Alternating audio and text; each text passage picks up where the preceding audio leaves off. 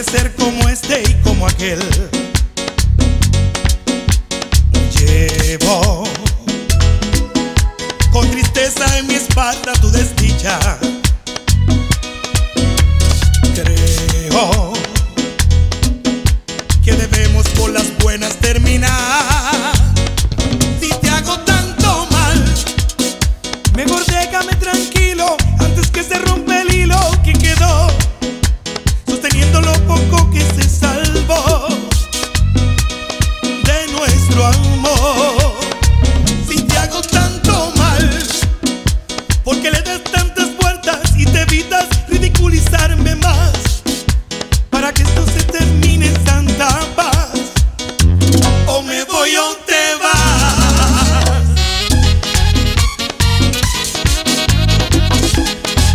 Te dije que es la fogata.